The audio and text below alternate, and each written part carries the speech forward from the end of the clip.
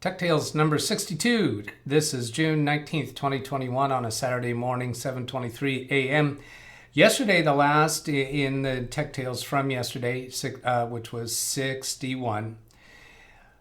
The last time slip that I reported, I made a comment during part of that. I had this in all caps, and I didn't elaborate on this. I want to elaborate on it. Discuss that MSP would have not encountered the need to update Adobe. And I didn't elaborate on that. There was another piece in there that I did elaborate on. But MSP is Managed Service Provider. That's a different method of providing computer support to businesses. The way that I operate is commonly referred to as break fix. I prefer to call it services on demand. And basically, it's when the client calls needing something to be done, that's what I respond to. Now, it's not quite that simple. I also do strategy and advising to them, but not quite on the level that an MSP does. I totally respect the business model of MSP. I just don't want to do it. I would be totally bored with it. The MSP model is going to cost the client more per year in support. Generally, it's structured, as I understand, I've never worked that business model. As I understand, they charge an amount per month per device. That's per computer and printer and whatever devices that they're supporting.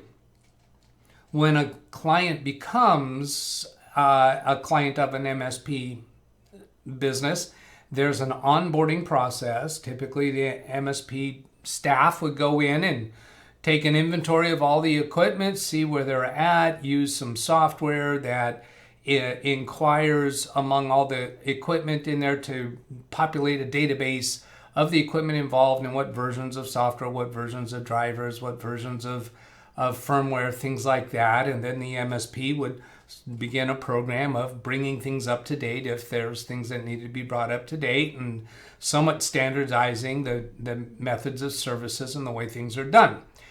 It's going to cost the client more money overall, but it's going to reduce situations like this one, where my client got a prompt that he needed an update to Adobe Acrobat Reader. The MSP would have already installed that before the client saw it. In my case, the client installed it incorrectly, where they left the default check marks that installed the two McAfee elements and made Microsoft Edge the default app for PDF files. So that caused the client some grief. Under the MSP model, that never would have happened. Another thing that happens under the MSP model, kind of on the other side, is I've heard the stories from MSP providers that their clients occasionally will say, well, why do we pay you? We never see you. And the MSP provider has to defend themselves by saying, well, that's because we're doing our work. You never have to call us, or you rarely have to call us. Things rarely break. Absolutely true. From the technician's point of view, working for the MSP, again, I've never been that person, so this is deduction on my part. They check up on the status of things. They make sure things are updating. They check and make sure the backup is working. They proactively are monitoring the status of the equipment and installing updates when they're needed. So they're doing updates for a printer firmware, printer drivers on all the computers involved, checking to make sure the Windows updates are working. On servers, they would likely manually do the Windows updates, and they might be even doing manual Windows updates on workstations under certain circumstances. To my point of view, I would be totally bored if I had my days scheduled out to do this, do this, do this. And then the other thing that I hear from them is they will schedule routine work or special request work. They'll schedule it out days in advance or weeks in advance because their days are all structured. Ay caramba. Me personally, that is just not a workflow that I would enjoy. My favorite day for my workflow, and the MSP staff, they're going to think I'm a nut. I think My favorite day is I wake up in the morning, I don't know what I'm going to be doing that day. I take the day as it goes. My clients call with issues they have, and I fix them, and I'm right there ready when they call. They say, can we schedule a time to do such and such? And I say, well, can we do it now? And say, oh, okay. and they're happy. They have a problem, they have a pain point, they call me, and I fix it. And that's a human interaction that I just really enjoy. So a person could argue that that's not providing a high enough level of service for the client, but the client's happy, I'm happy, they're spending less money, I'm making enough money because I actually have more clients when I'm at full capacity. I have more clients that I can support. Now, that comment about full capacity, I have allowed my business to slow down over the last few years, in part so that I could do these YouTube videos. It's something I wanted to do. And even with a slower volume, I'm making enough money off of that business. So let's see. Let's go on and do a time slip here. For the law office Papa, this was on Tuesday, 11 minutes. 9:58 a.m. to 10:09 a.m. for Mike Papa in that office. I'm using first and last name for some of these folks because there's a few Mikes. Added account 5120 to the case cost detail report in QuickBooks.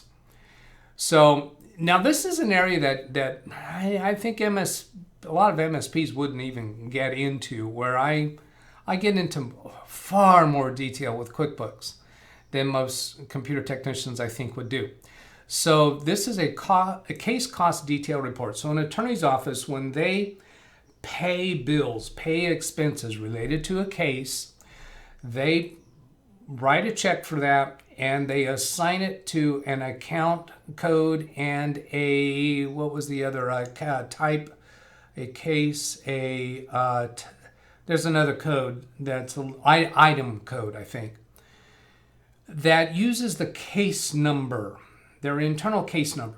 So this report, I designed it so that the office manager who handles this, pays the bills and does the bookkeeping, she can do a report and put in a criteria that I only want expenses that have this item code on it, and it's the case number. So then that puts out a list of all the expenses they have paid towards that case. So this is used when it comes time to settle the case and figure out how much money does the attorney's office need to get for expenses, and then the leftover money gets split by whatever the agreement is between the client and the attorney's office. Now, these are mostly workers' comp cases, so it's typically an insurance company paying the money. The attorney's office has been paying medical bills and examinations and car repairs, whatever else was needed for the case. So workers' comp and personal injury cases. So there's all kinds of expenses. Sometimes there's private investigator expenses, there's process serving expenses. So all of those get deducted off of the top of the settlement amount.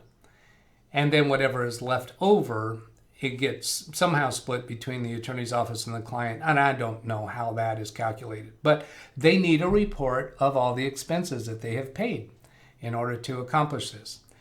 So in this instance, she had added another accounting code of 5120 to track certain types of expenses. Now that's not the item code. The item code is a separate field, and that's where she puts the case number.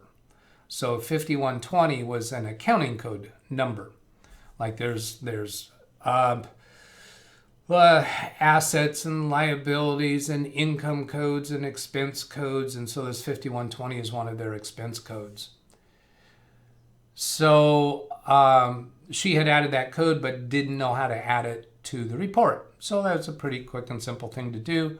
I did it while she was there at her desk.